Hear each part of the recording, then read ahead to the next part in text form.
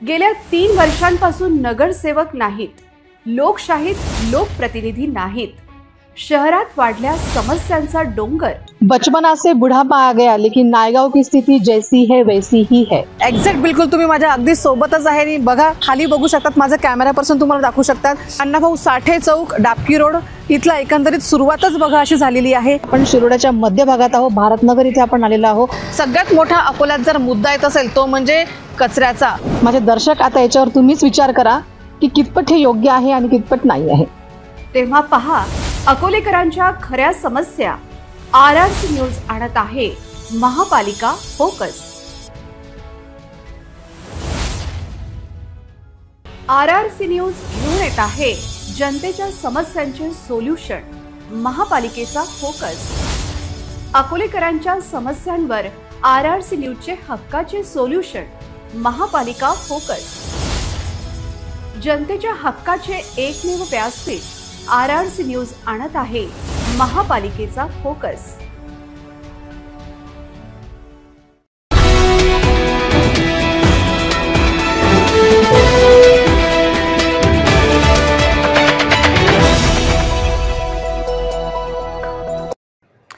नमस्कार, मी नेहा। RRC नेटवर्कच्या लेटेस्ट बातमीपत्रात आपले स्वागत। अशा आहेत आजच्या हेडलाईन्स। हेडलाइन्स प्रस्तुत करता Marcus the readymade multibrand showroom. सर्वोत्तम quality, fresh stock, latest designs, reasonable rate. LRT college road, Raghuvanshi Mangal Karyalay के बाजू में, अकोला। वॉकेथॉन 2005 चे आयोजन अतिशय उत्साहात। अभिनेता स्वप्नील जोशीची कार्यक्रमात प्रमुख उपस्थिती।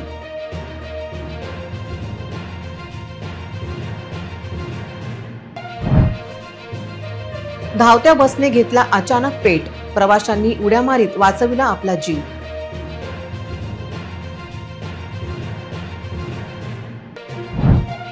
पातूर बाळापूर शेगाव मार्गाचे चौपदरीकरण, नितीन गडकरी यांच्या आदेशाने प्रस्ताव सादर।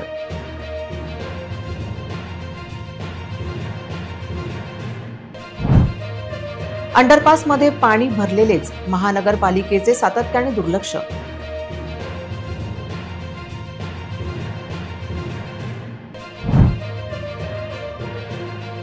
गोरेगावची वैशिष्ट्यपूर्ण यात्रा, शिवभक्तांसाठी ठरली पर्वणी।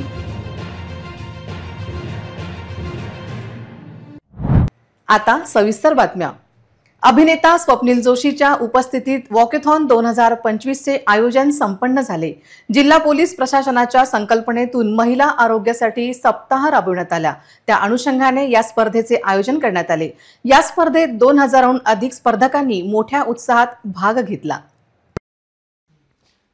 पहाटेचा गारवा, ढोल ताशांचा आसमंत, निनादून टाकणारा आवाज, सळसळत्या उत्साहाचे मूर्तिमंत प्रतीक असलेल्या प्रसिद्ध अभिनेता स्वप्नील जोशीच्या उपस्थितीने आज पोलीस वॉकेथॉन स्पर्धेचे आयोजन मोठ्या उत्साहात संपन्न झाले।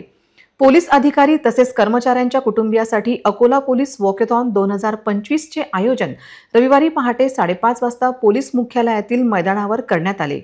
पोलीस प्रशासनाच्या अभिनव संकल्पनेतून वॉकी टॉकी एक पाऊल महिला आरोग्यासाठी सप्ताह राबविण्यात येत आहे। त्याच अनुषंगाने आज पोलीस कर्मचाऱ्यांच्या कुटुंबियासोबतच नाव नोंदणी केलेल्या जवळपास 2000हून अधिक महिला व पुरुष युवक युवतींनी या वॉकेथॉनमध्ये मोठ्या प्रमाणात भाग घेतला। पहाटेपासूनच वॉकेथॉनला घेऊन सर्वांमध्ये मोठा उत्साह दिसून आला।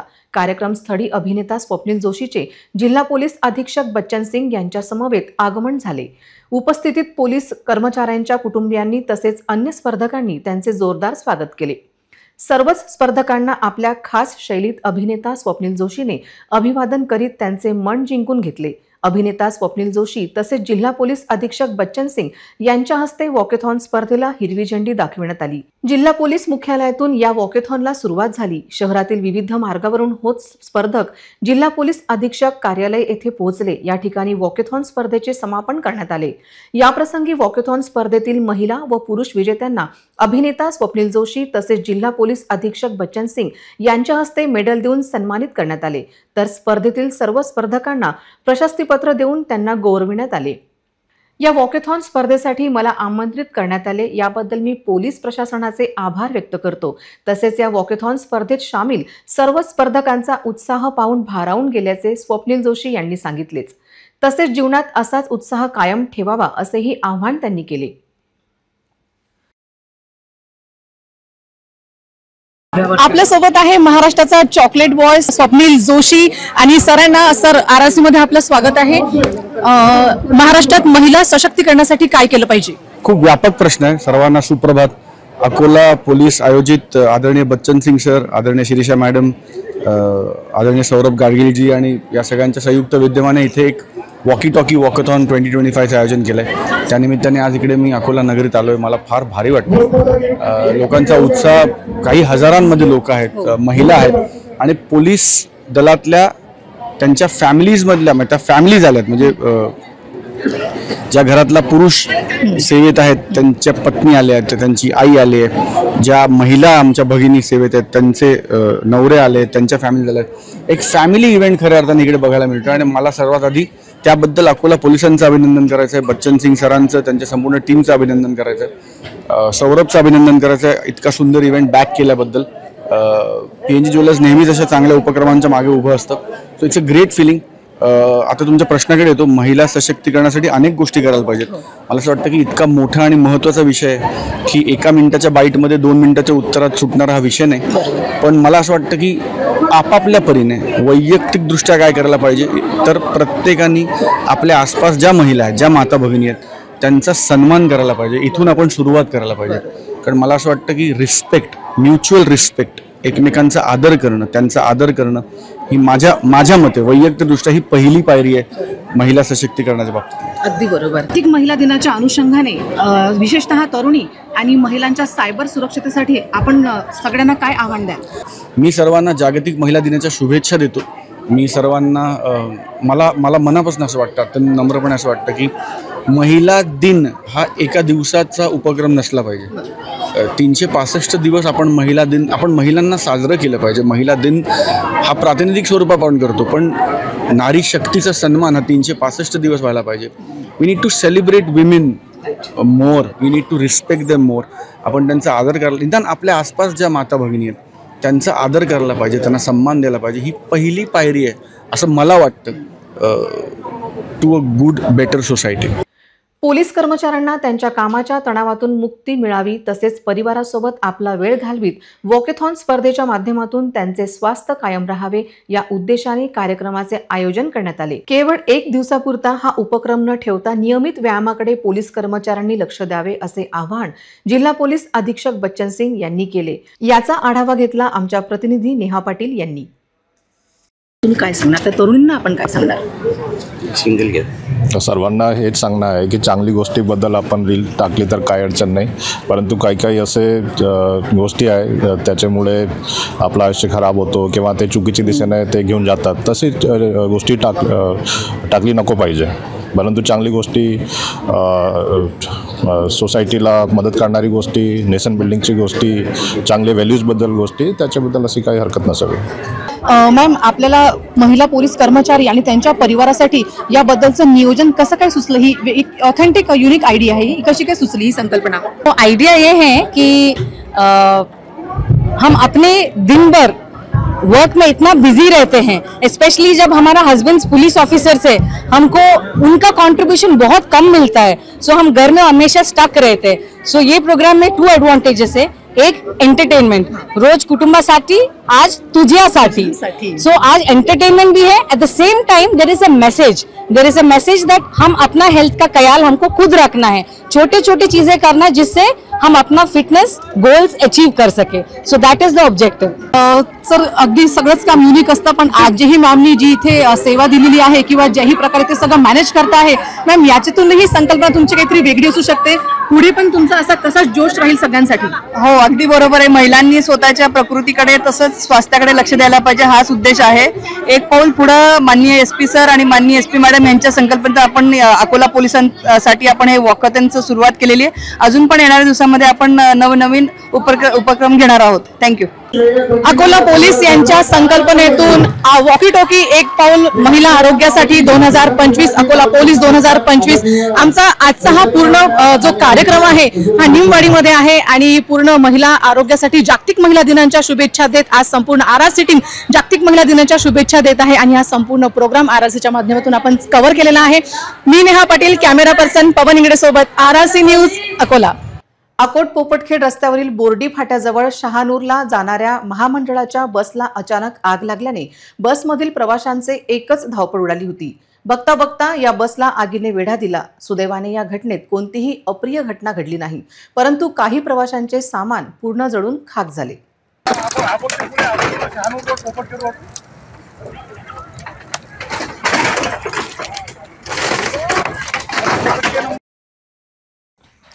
अकोट पोपटखेड रस्त्यावर धावत्या बसला रविवारी सकाळी अचानक आग लागली। अकोटकडून शहानूरला जाणारी एसटी महामंडळाची ही बस आहे। आज सकाळी शहानूर इथून बस अकोटसाठी प्रवासी घेऊन रवाना झाली होती। पोपटखेडवरून अकोटकडे जात असतानाच याच मार्गावरील बोर्डी फाट्यावर अचानक बसमधून धूर निघत असल्याचं बस चालकाला लक्षात आलं। त्यानंतर बस चालकाने बस रस्त्याच्या कडेला उभी केली आणि बसमधील सर्व प्रवासी खाली उतरवले। बघता बघता बसने मोठा पेट घेतला। संपूर्ण बस आगीच्या आटोक्यात आली। प्रवाशांच्या वस्तू तसेच एसटी बस आगीत मोठं नुकसान झालं। सुदैवाने सर्व बसमधील प्रवासी सुरक्षित आहेत। बस चालकाच्या सतर्कतेमुळे पुढील अनर्थ टळला। एसटी महामंडळाच्या शिवशाही तसेच अन्य बस गाड्या खटारा झाल्यामुळे नेहमीच रस्त्यात बस अचानक बंद पडणे तसेच आग लागल्याच्या घटना सुद्धा वारंवार घडत आहेत। हे पाहता परिवहन मंडळाने आपल्या जुन्या बसेस भंगारमध्ये काढत नवीन बसेसचा पर्याय प्रवाशांना उपलब्ध करून द्यावा अशी मागणी होत आहे। अकोट आगाराची किती वाजता अकोट 8:30ला निघाली शहानूर करिता आणि जी आग लागली जो प्रकरण झालं हे तुमच्या कधी लक्षात आलं आणि तुम्ही कुणाला त्यासाठी मदतीसाठी मेसेज केला आणि काय सर्व सविस्तर माहिती सांगा। जेव्हा आग लागली समजा असं मला वाटतं की वायरिंग शॉर्टमुळे आग लागली। त्या आग एवढी भडका उडाला की मी कंडक्टरला सांगितलं की गाडीचे प्रवासी पटकन उतरून द्या आणि 3च प्रवासी आमच्या गाडीत होते, 3 प्रवासी उतरून दिले आमच्या गाडीतून। तर त्यानंतर मी आमचे दिवाण भाऊ आहेत आपले व्ही त्यांना फोन केला। त्यांनी सगळे चक्र फिरवले। त्यानंतर लगेच पोलीस स्टेशनला फोन करून राजनकर साहेबाला फोन केला। राजनकर साहेबांनी अग्निशमन दलाला फोन केला। आगार प्रमुखांना तुम्ही कॉल कधी केला, वेळ सांगा। 9 वाजता 9 वाजता त्यांना कॉल केला। मात्र आज 9:45 वाजत आहेत, मात्र या ठिकाणी आगार प्रमुख उपस्थित झालेले नाही आहेत। अशी कंडिशन हे आपल्या बसेसची चालू आहे। त्यानंतर सविस्तर माहिती सांगा चला। ह्या सगळ्या भंगार बसेस काय अकोट आगार मधल्या ग्रामीण भागातच जातात का? लाईनीतल्या ते एच बार व्हायचं आहे गाडीचं, ते म्हणजे ती गाडी रनिंगलाच आहे। त्यांनी जे अग्निशमन दलाचं जे सिलेंडर आहे वापरण्यासाठी ते सिलेंडर का वापरलं नाही तुम्ही? का विजवलं नाही? वापरलं पण ते निघालंच नाही त्याच्यातून, काही निष्क्रिय होतं ते निकामी। आता डीएम आले का तुमचे? नाही, आता येण्यात असतील 5 वाजता फोन आला पोपटखेड रोडवर बस चकली। आम्ही तत्काळ आमच्या सरांना कॉल केला। तत्काळ गाडी घेऊन 15 मिनिटात पोहोचलो। गाडीत एकदम पूर्ण आम्ही आलो तेव्हा पूर्ण खाक झाल्यामध्ये आमच्या कर्मचाऱ्यांनी पूर्ण ते विजवली। पातूर बाळापूर शेगाव मार्गाच्या चौपदरीकरणाचा प्रस्ताव सादर करण्याचे आदेश केंद्रीय रस्ते वाहतूक मंत्री नितीन गडकरी यांनी दिले होते। त्यानुसार राज्य शासनाने प्रस्ताव सादर केला आहे।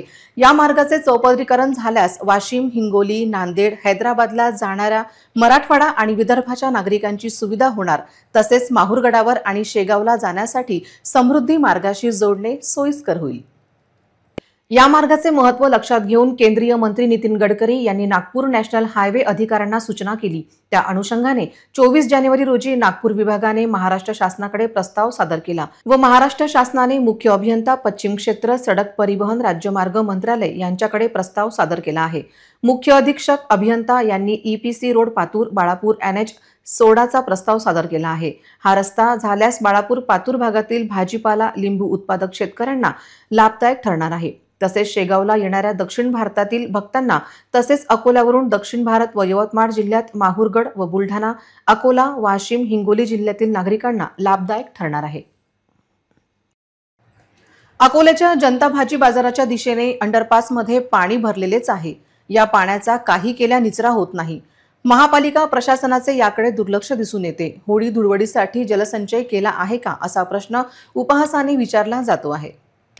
गेल्या काही दिवसांपासून अंडरपासमध्ये पाणी साचले आहे. पाण्याचा निचरा झाला नसल्याने पाणी अतिशय खराब झाले आहे. या समस्येवर सिटी न्यूज सुपरफास्टच्या माध्यमातून वेळोवेळी प्रकाश टाकला, परंतु महानगरपालिका यंत्रणा अद्याप जागी झाली नाही. पाण्याची दुर्गंधी येण्यापूर्वी येथे स्वच्छता करावी अशी मागणी केली जात आहे. महापालिकेच्या संबंधित यंत्रणेकडे हा विषय हाताळण्यासाठी वेळ नाही का असा प्रश्न शहरवासियांना पडला आहे. अंडरपास स्वच्छतेला प्राधान्य देण्याची मागणी केली जात आहे, कारण ही समस्या नवीन नाही तर गेल्या काही काळापासून हा प्रश्न भेडसावत आहे. यात्रा म्हटलं की उत्साहाचं वातावरण. अगदी गावागावात काही ठराविक तिथीला यात्रा भरतात. सद्यस्थित यात्रा महोत्सवाला सुरुवात झाली आहे. खरं तर अकोल्याच्या गोरेगावमध्येही एक यात्रा भरली आहे. ही यात्रा शिवभक्तांसाठी खास असते. अकोल्यापासून अवघ्या 20 किलोमीटर अंतरावर असलेले हे गोरेगाव, या गावातील हे प्राचीन गणेश्वर महादेवाचं मंदिर. येथे महाशिवरात्री निमित्त भव्य यात्रा सोहळा रंगला आहे. इथे भरणारी यात्रा देखील त्याचप्रमाणे सर्वात मोठी आणि तितकीच आकर्षक असणारी. येथे भाविकांची गर्दीनं गाव गजबजून गेली आहेत. यात्रेत जाणाऱ्यांची भाविकांची संख्याही अकोल्यातून जास्त आहे. मात्र गणेश्वर महादेवाच्या यात्रेची तारीख आज जरी कुठल्या पंचांगात अथवा कॅलेंडरमध्ये सापडणार नाही, पण महाशिवरात्रीच्या झाल्यानंतर काही दिवसांनी हा यात्रा सोहळा रंगतो. यात्रेची प्रथा अनेक वर्षापासून चालत आली. 3000 लोकसंख्या असलेल्या गावातील सर्वात मोठी यात्रा म्हणून आज गोरेगाव गावची यात्रेची ओळख आहे. लग्न झालेल्या मुलीही आपल्या सासरहून माहेरी येतात आणि यात्रेत सहभागी होतात. विदर्भात पसरलेले गणेश्वर महादेवाचे भक्त देखील या उत्सवात दाखल होतात. त्यामुळेच यात्रेचा मोठा भरणा राहतो. सर्व जातीचे लोक यात्रेत सहभागी होतात आणि सामाजिक एकतेचा संदेशच या यात्रेतून देतात, असे यात्रेचे वैशिष्ट्य म्हटले जाते. यात्रेत लहानग्यांसाठी अधिक मनोरंजक आणि आकर्षक आकाश पाळणे पाहायला मिळाले. इतरही घडामोडींचा आपण आढावा घेणार आहोत, मात्र छोट्याशा विश्रांतीनंतर. RRC न्यूज घेऊन येत आहे जनतेच्या समस्यांचे सोल्युशन. महापालिकेचा फोकस. अकोलेकरांच्या समस्यांवर RRC न्यूजचे हक्काचे सोल्युशन. महापालिका फोकस. जनतेच्या हक्काचे एकमेव व्यासपीठ RRC न्यूज आणत आहे महापालिकेचा फोकस. विश्रांतीनंतर पुन्हा एकदा तुम्हा सर्वांचं हार्दिक स्वागत. राज्यभरातील दुय्यम निबंधक कार्यालयामध्ये वाढत्या कामाच्या पार्श्वभूमीवर 1 मार्च ते 31 मार्च पर्यंत कार्यालयीन वेळ 2 तासांनी वाढवण्यात आली आहे. या संदर्भात शासनाकडून परिपत्रक जारी करण्यात आले आहे. राज्य सरकारच्या नोंदणी आणि मुद्रांक शुल्क विभागाने या आर्थिक वर्षासाठी 55 कोटी रुपयांचे महसुलाचे उद्दिष्ट ठेवले आहे. मागील आर्थिक वर्षात हे उद्दिष्ट 50 कोटी रुपये होते. मार्च एंडिंग लक्षात घेता 1 ते 31 मार्च दरम्यान राज्यातील 300हून अधिक दुय्यम निबंधक कार्यकाळाची वेळ वाढवण्यात आली आहे. सध्या या कार्यालयाची कामाची वेळ सकाळी 10 ते संध्याकाळी 6 पर्यंत होती, परंतु आता नवीन वेळेनुसार ही कार्यालये रात्री 8 पर्यंत सुरू राहतील. फेब्रुवारी महिन्यापर्यंत नोंदणीकृत कागदपत्रांची संख्या 25 लाखाहून अधिक झाली आहे. फेब्रुवारी 2025 पर्यंत विभागाचे 89% उद्दिष्ट पूर्ण झाले आहे. मार्च महिन्यात अतिरिक्त महसूल वाढवण्याचे उद्दिष्ट 7000 कोटी रुपये अपेक्षित आहे. यासाठी मार्च महिन्यात विभागाच्या कार्यकालीन वेळेत 2 तासांनी वाढ करण्यात आली आहे. जुने शहर डाबकी रोडवरील श्री गुरुदत्त शिशु नर्सरी आणि स्वर्गीय पांडुरंगजी भिरड कॉन्व्हेंटच्या वसंत उत्सव शनिवारी 2 फेब्रुवारी रोजी मान्यवर अतिथींच्या उपस्थितीत झाला. याप्रसंगी कार्यक्रमाच्या अध्यक्षा आणि संस्थेच्या सदस्या श्रीमती नैनाताई देशमुख, कार्यक्रमाच्या उद्घाटक ॲडव्होकेट वैष्णवी संतोष हागोणे, चंद्रकांत झटाले, नंदकिशोर चिपडे, अतुल पवणीकर यांच्यासह संस्थेचे सर्व पदाधिकारी प्रमुख उपस्थित होते. श्रीमती नैनाताई देशमुख यांचे स्वागत पूजा यादव यांनी केले. ॲडव्होकेट वैष्णवी हागोणे यांचे स्वागत श्रीमती जयश्री उमाडे यांनी केले. चंद्रकांत झटाले यांचे स्वागत शाळेचे प्राचार्य गणेश नंदनवार यांनी केले, तर नंदकिशोर चिपडे यांचे स्वागत दत्तात्रय काटे यांनी केले. ॲडव्होकेट वैष्णवी हागोणे यांनी पर्यावरणपूरक नृत्य सादरीकरणासाठी विद्यार्थ्यांचे कौतुक केले. पांडुरंगजी भिरड कॉन्व्हेंटचा वसंतोत्सव माझ्या आयुष्यात अविस्मरणीय राहील असे त्या म्हणाल्या. चंद्रकांत झटाले यांनी विद्यार्थ्यांना अंधश्रद्धेबाबत माहिती दिली. पर्यावरणाची होणारी हानी पाहून विद्यार्थ्यांनी पर्यावरण संतुलनाच्या विघटनांवर आधारित विविध नृत्य सादर करून पालकांना मंत्रमुग्ध केले. नर्सरी ते इयत्ता 7वी पर्यंतच्या सर्व विद्यार्थ्यांनी पर्यावरणावर आधारित नृत्य सादर केली. समारंभाचे सूत्रसंचालन अनुराधा महाजन आणि सविता तायडे यांनी केले. आभार प्रदर्शन सौ वैशाली उदापूरकर यांनी केले. पाहुण्यांची ओळख मंजुषा गावंडे यांनी करून दिली. कार्यक्रमाचे प्रस्तावित नैनाताई देशमुख यांनी केले. इतरही घडामोडींचा आपण आढावा घेणार आहोत, मात्र छोट्याशा विश्रांतीनंतर. ना दर महिन्यात रिचार्जची भानगड, ना डाटा पॅक संपण्याचं टेन्शन. आमच्या घरी आहे RRC ब्रॉडबँड कनेक्शन. तुम्ही घेतलाय काही वर्षाचा नवा प्लॅन?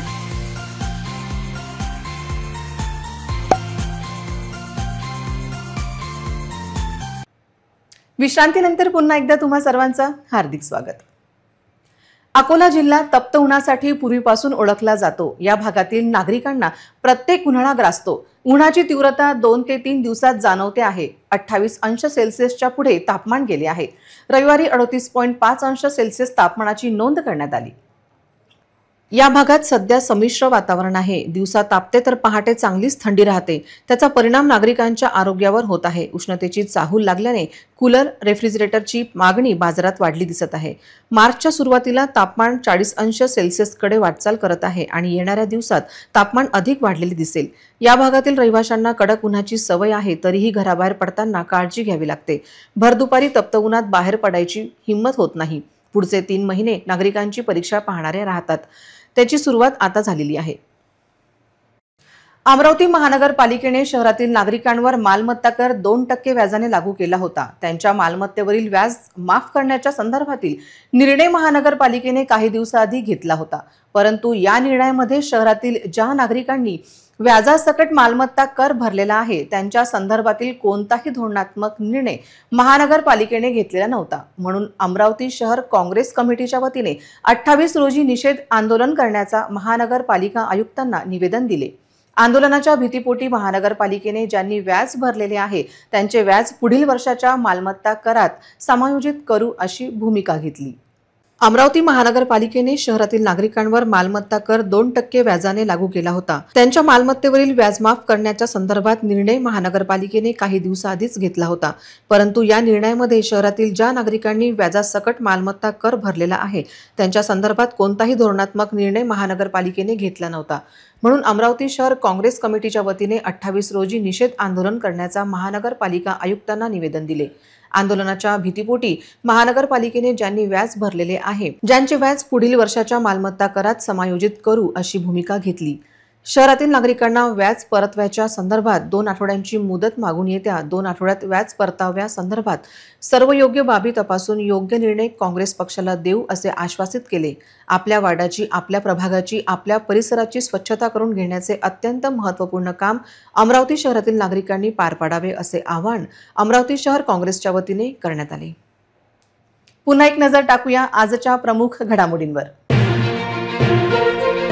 हेडलाइन्स प्रस्तुत करता Marcus the readymade multibrand showroom. सर्वोत्तम quality, fresh stock, latest designs, reasonable rate. LRT college road, Raghuvanshi Mangal Karyalay के बाजू में, अकोला।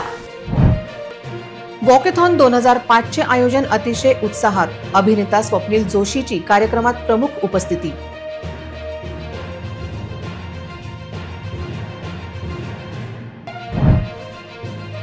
धावत्या बसने घेतला अचानक पेट, प्रवाशांनी उड्या मारीत वाचविला आपला जीव।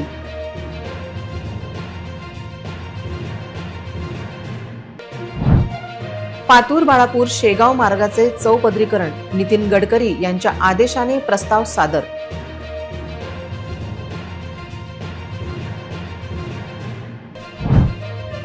अंडरपासमध्ये पाणी भरलेलेच, महानगरपालिकेचे सातत्याने दुर्लक्ष।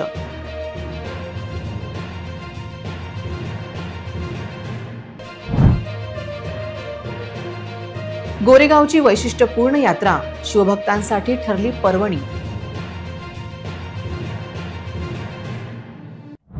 बातम्यांसाठी तुम्ही पाहत रहा RRC न्यूज। 2.25 लाख दर्शकांनी RRC डिजिटल अकोला हे YouTube चॅनल सबस्क्राईब केले आहे। तेव्हा तुम्ही कसली वाट पाहत आहात? तुम्ही पण सबस्क्राईब करा आणि बेल आयकॉन क्लिक करत RRCच्या बातम्या निरंतर पहा।